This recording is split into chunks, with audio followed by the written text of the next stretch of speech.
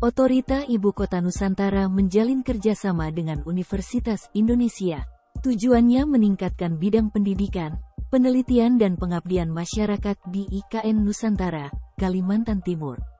Penandatanganan kerjasama ini dilakukan oleh Kepala Otorita IKN Bambang Susantono dengan Rektor UI Ari Kuncoro, Jumat, tanggal 12 Mei tahun 2023. Dilansir dari Kompas.com, menurut Bambang, komitmen bersama ini menjadi langkah awal bagi semua untuk berkolaborasi melakukan berbagai hal yang dapat dikembangkan dan diaplikasikan terkait berbagai terobosan dan inovasi baru pengetahuan dan pengembangan teknologi, serta berbagai nature-based solution, solusi berbasis alam, bagi perencanaan dan pembangunan IKN yang modern berkelanjutan.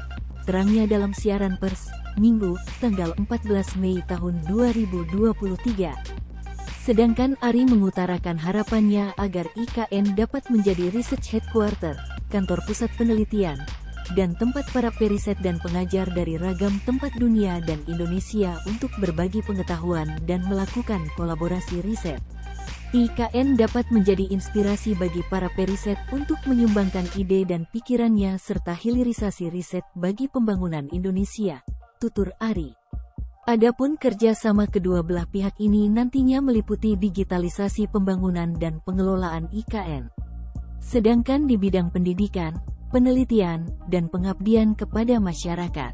Kedua, pengimplementasian teknologi yang inovatif dan bermanfaat bagi kedua pihak secara proporsional dan efektif terhadap transformasi dan digitalisasi pembangunan dan pengelolaan IKN. Ketiga, pengembangan sumber daya manusia, SDM, melalui penyelenggaraan pendidikan dan pelatihan. Keempat, pengembangan dan peningkatan potensi sumber daya alam melalui penyelenggaraan penelitian dan pengkajian.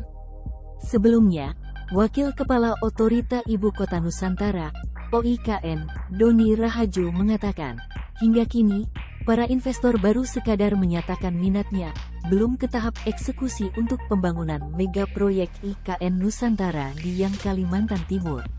Meski begitu, Otorita IKN memastikan bahwa pada Mei ini akan ada investor yang langsung berinvestasi, tidak hanya sekadar menyatakan minat atau tanda tangan nota kesepahaman, MOU. LOI dengan MOU derajatnya sama, belum ada komitmen mengikat.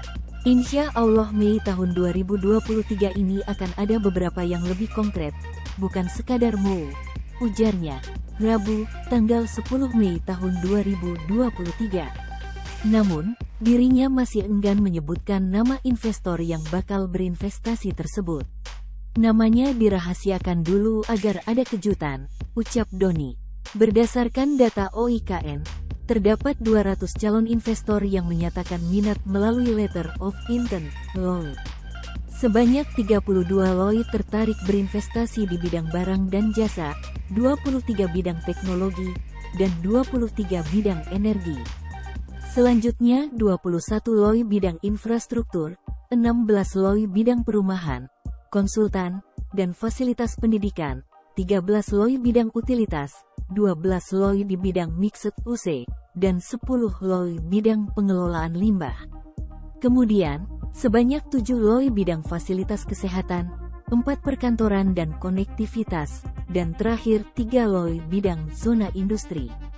Baru-baru ini, Asian Development Bank, ADB, menandatangani nota kesepahaman dengan OIKN dalam upaya membangun IKN sebagai kota hutan netral karbon.